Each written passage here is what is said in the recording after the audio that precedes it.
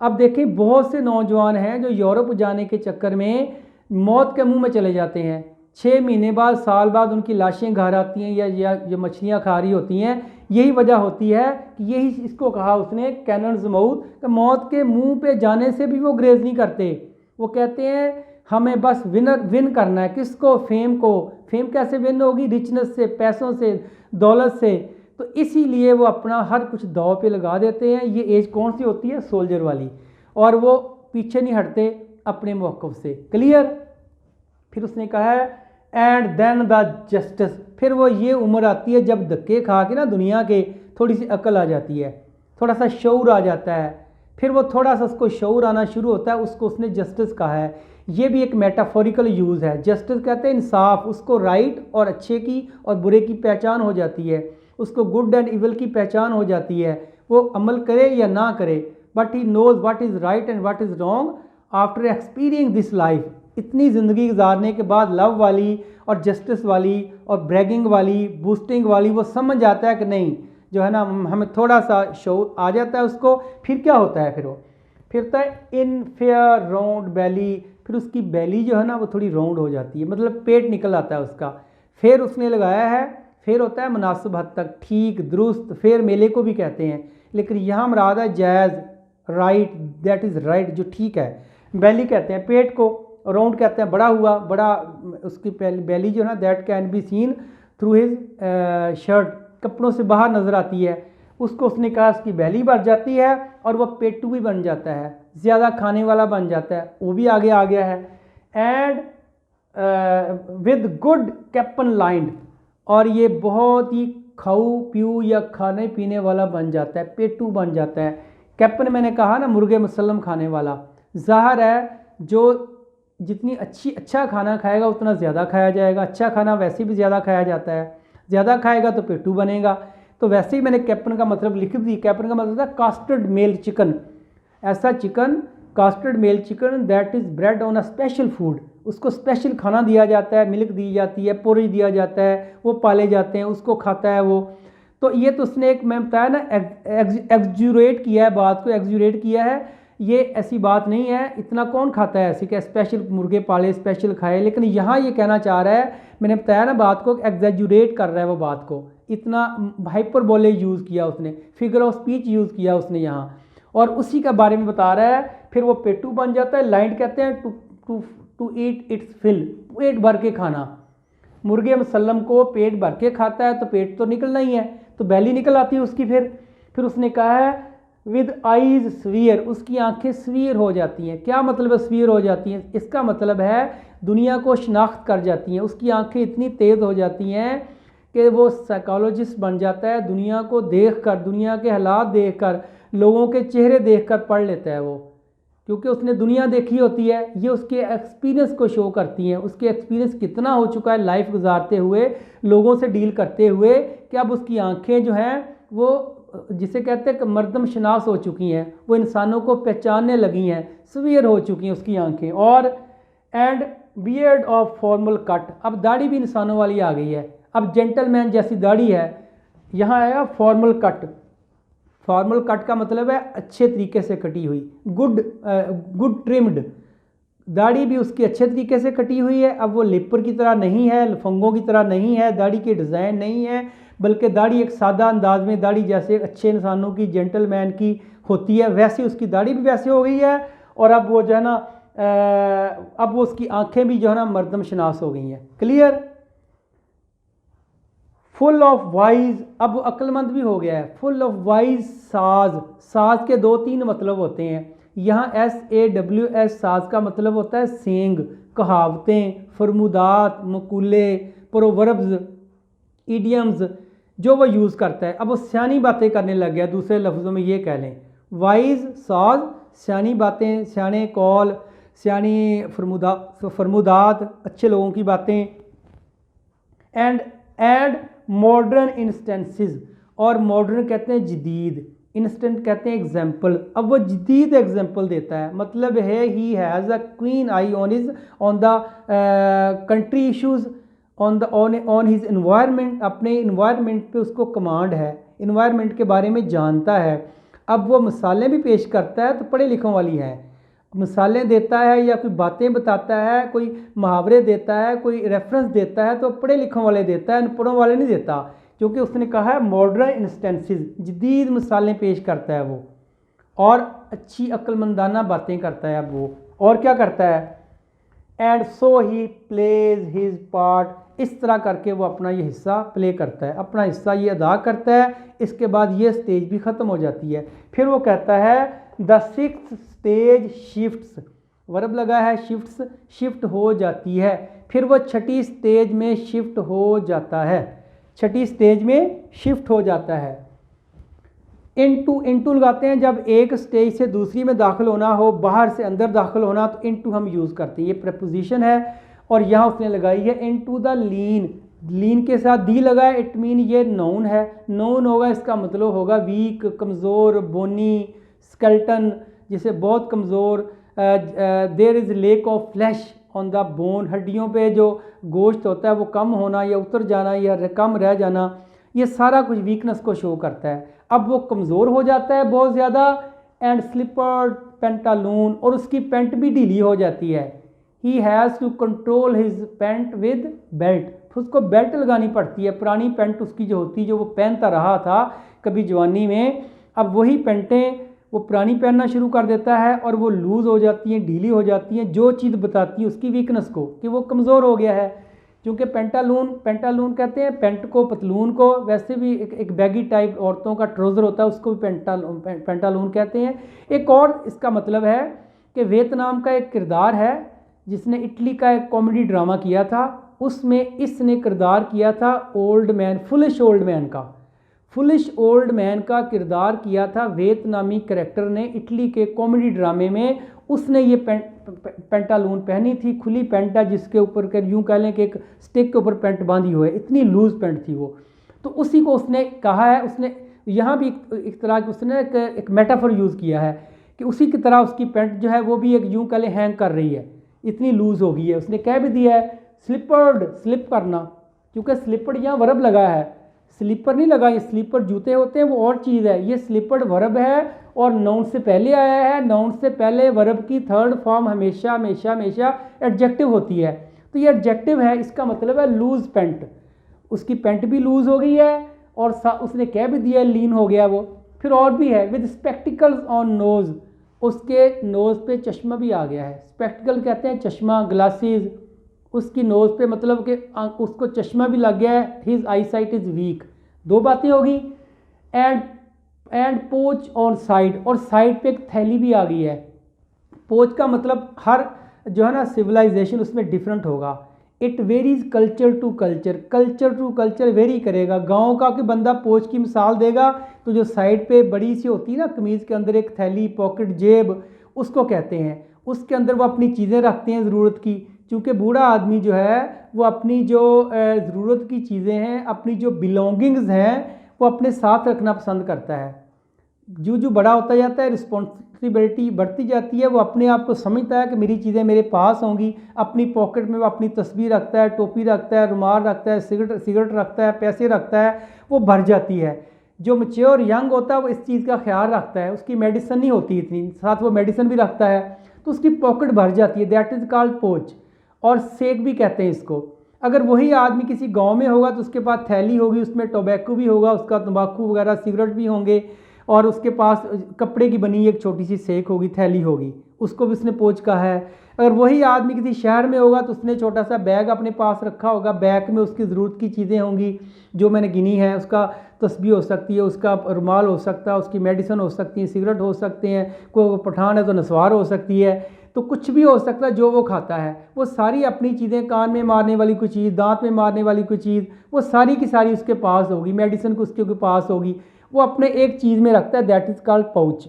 और अगर किसी और इन्वायरमेंट में होगा तो मे बी कोई छोटा सा बैग हो जो अपने पास रखता हो।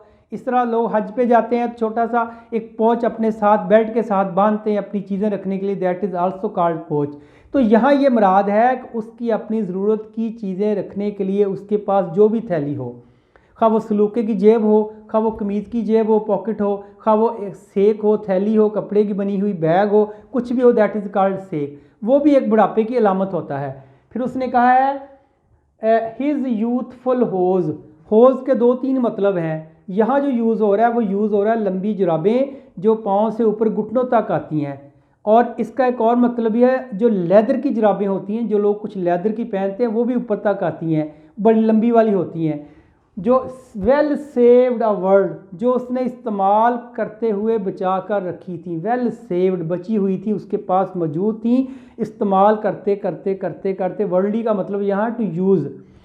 टू वाइड, अब वो बहुत खुली हो चुकी हैं। टू वाइड, टू लग गया, टू डबल टू है। टू वाइड का मतलब इतनी खुली हैं कि वो पहनी नहीं जा सकती। जिस तरह he is too weak to walk, वो इतना कमज़ोर है कि चल नहीं सकता। The hose are too wide, इतनी खुली हैं टू वियर कि वो पहनी नहीं जा सकती। यहाँ टू लगाने का मतलब है बहुत खुली हैं। वो क्या खुली, आगे बता भी दिया उसने। फॉर हिज श्रंक शैक, ये है उसकी पाँव पे पहनने के लिए जो जुराबें हैं वो बहुत खुली हो चुकी हैं। श्रंक का मतलब होता है सिकुड़ जाना, उसके पाँव सिकुड़ गए हैं। पाँव से मुराद लेग। जो lower part of your leg is called शैक।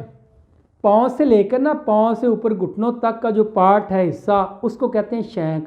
यूँ कह लें कि पाँव से ऊपर जो है जहाँ तक जुराब जाती है बड़ी वाली घुटनों तक, दैट इज़ कॉल्ड शैंक। वो शैंक कह रहा है कि श्रंक हो गया है, सिकुड़ गया है, पतला हो गया है, कमज़ोर हो गया है, वीक हो गया है। इस वजह से जो उसकी होज हैं वो टू वाइड हो गए हैं, बहुत खुले हो गए हैं। क्लियर होगी बात ये। And his big manly voice, और उसकी जो बड़ी मर्दाना आवाज़ थी ना, मैनली, मैन से निकला है, मर्दाना आवाज़ जो थी। टर्निंग अगेन टू वर्ड, वो दोबारा टर्न हो गई है, वो दोबारा बदल गई है। किस में बदल गई है? चाइल्डिश ट्रेबल में। चाइल्डिश कहते हैं बचगाना को। चाइल्डिश और चाइल्ड लाइक दो वर्ड हैं, दोनों में जो चाइल्ड लाइक है वो यूज़ होता है पॉजिटिव मीनिंग में, और जो चाइल्डिश है वो यूज़ होता है नेगेटिव मीनिंग में। दोनों का मतलब बचगाना है। ऐसा बच्चा जो नेगेटिव में चला जाए चाइल्डिश, जो पॉजिटिव रहे वो चाइल्ड लाइक। तो यहाँ उसने यूज़ कर दिया चाइल्डिश, और साथ कह दिया ट्रेबल। ट्रेबल कहते हैं 3 टाइम्स, 3 गुना ज़्यादा। मतलब कि बच्चा तो वो बन गया, लेकिन बच्चा कितना बना है? बहुत ज़्यादा। 3 गुना का मतलब है मैनी मैनी, वो बहुत ज़्यादा बच्चा बन गया वो। और बच्चा बनने से हुआ क्या है? आगे ये हुआ है कि पाइप्स, उसकी आवाज़ बारीक हो गई है। पाइप्स कहते हैं पाइप, वैसे जिसमें से पानी गुजरे, पाइप वही है, लेकिन यहाँ एज ए सिंबल यूज़ हुआ है कि उसकी आवाज़ बारीक हो गई है। जहाँ से पानी जो है ना वो बड़ी मुश्किल से गुजरता है। अगर पाइप को आप पकड़ के थोड़ा दबाएं ना तो वो और जो है ना पानी तेज़ गुजरेगा, और बारीक जो है ना वो छोटी सी एक सुराख में से जाएगा। उसी को उसने पाइप कहा है। साथ ये और कह दिया है and whistling in his sound, उसकी आवाज़ में विस्लिंग भी आ गई है। विस्लिंग आने की कई वजह हैं। देखो, अगर स्पीकर किसी मस्जिद में लगा हुआ है, अगर स्पीकर किसी मंदिर में लगा हुआ है, अगर स्पीकर किसी चर्च में लगा हुआ है और बहुत पुराना है और सब स्टैंडर्ड है, उसमें से विस्लिंग ज़्यादा होती है, आवाज़ कम आती है। शोर ज़्यादा होता है, आवाज़ कम आता है। तो ऐसा ही कुछ हिसाब इसका है कि इसकी विस्लिंग जो बढ़ गई है, शोर बढ़ गया है। विस्लिंग का मतलब है शोर, नॉट क्लियर वॉइस, आवाज़ क्लियर नहीं आ रही। There is no clarity in his voice, उसकी आवाज़ में क्लैरिटी नहीं है अब। तो क्लैरिटी ख़त्म हो गई है और आवाज़ ब्रीक हो गई है, और ये स्टेज ख़त्म हो गई यहाँ। फिर उसने कहा लास्ट सीन ऑफ ऑल, अब सारों का जो आखिरी सीन है वो ये है। सीन कहते हैं मंजर, यूँ कह लें यहाँ मुराद है स्टेज। आखिरी स्टेज ये है दैट एंड, के एंड हो जाती है। एंड वर्ब लगाया यहाँ, ख़त्म हो जाती है। क्या ख़त्म हो जाती है? ये दिस स्ट्रेंज इवेंटफुल हिस्ट्री, ये स्ट्रेंज इवेंटफुल हिस्ट्री ख़त्म हो जाती है। स्ट्रेंज होता है अजीबो गरीब। देखिए, एक बंदा पैदा होने से लेके मरने तक 60, 70, 80 साल तक इतने इवेंट्स देखता है, इतने हालात देखता है, फंक्शन देखता है, खुशियाँ गमियाँ देखता है, और उसके हिसाब से वो जितने इवेंट्स देखता है ना, वो एक हिस्ट्री बनी होती है। उसके दिल में एक रिकॉर्ड होता है कि मैंने ये भी देखा, ये भी देखा, उसको याद आती है सारा पुराना। तो वो कह रहा है अब इस स्टेज पे आके वो सारा फिनिश हो जाता है। फिर देखें, इवेंटफुल होती है वाक़यात से भरी हुई हिस्ट्री, तारीख़, वाक़यात से भरे हुए उसका जो ज़मीर होता है, वाक़यात से भरा हुआ उसका जो दिल होता है, जो उसका ब्रेन होता है, जो उसके ख़यालात होते हैं, जो उसके अंदर एक यूँ कह लें कि एक तालाब बना होता है, एक स्टोर बना होता है। तो यहाँ इसका मतलब स्टोर भी है। हिस्ट्री का मतलब उसका जो वाक़यात का स्टोर है ना, वो क्या होता है? एंड, ख़त्म हो जाता है। फिर उस वाक़यात को उसने स्ट्रेंज इसलिए कहा है कि उसमें इतने के वाक़यात होते हैं, स्ट्रेंज भी होंगे, उसमें सैड भी होंगे, हैप्पी भी होंगे, उसको उसने जनरली कह दिया स्ट्रेंज हिस्ट्री है उसकी, वो ख़त्म हो जाती है, याददाश्त मतलब चली जाती है। क्लियर। इज सेकंड चाइल्ड अच्छा यहाँ लगाया था चाइल्डिश, यहाँ चाइल्डिशनेस लगा दिया, उसको उसने नॉन बना दिया है, मतलब कि यहाँ उसको बिल्कुल ही अहमक बना दिया गया है, बिल्कुल ही बच्चा बना दिया गया है। यानी जो बच्चा था चाइल्ड से शुरू हुआ, चाइल्ड लाइक से शुरू ही हिस्ट्री, यानी कि हमकाना बच्चों वाली हमकाना हरकत पे आके उसने कहा है एंड मियर ओब्लिवियन, और अब उसकी याददाश्त भी नहीं रही।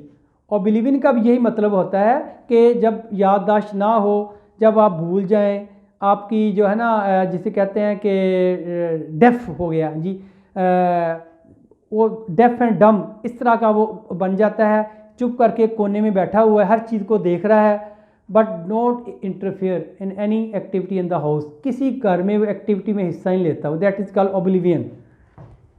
फिर जब ये होता है, बच्चा ही बन गया, उसकी याददाश्त भी ख़त्म हो गई, अब वो बैठा देख रहा है, अब उसके पास खाने के लिए दांत नहीं है, देखने के लिए आँख नहीं है, उसने लगाया लफ्ज़ sans teeth, no teeth, without teeth.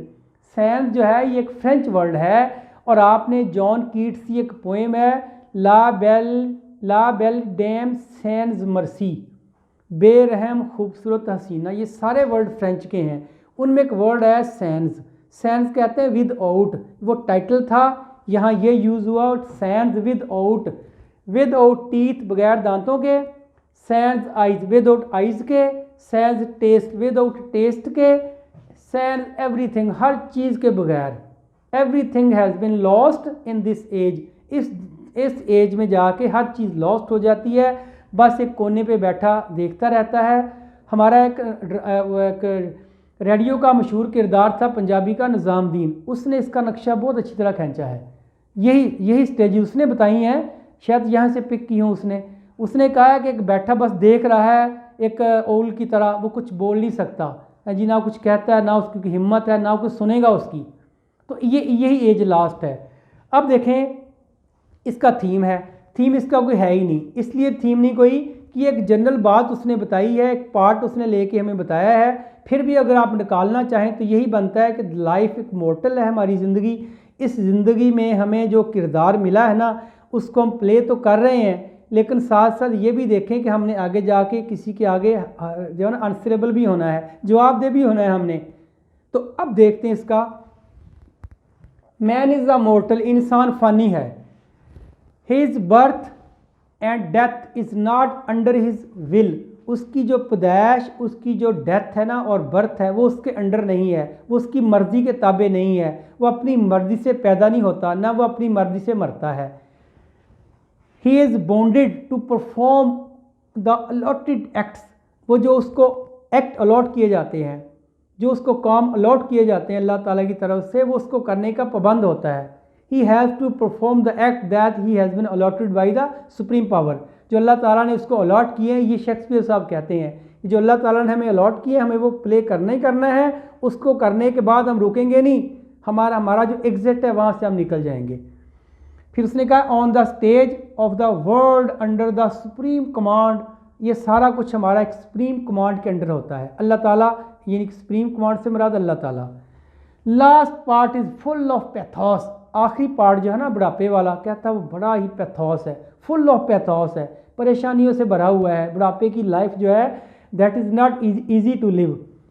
तो and tell us to do right for the next kingdom, और ये हमें दर्स देता है आखिरी जो है स्टेज है कि हमें अपने अल्लाह के सामने जवाबदेह होना है।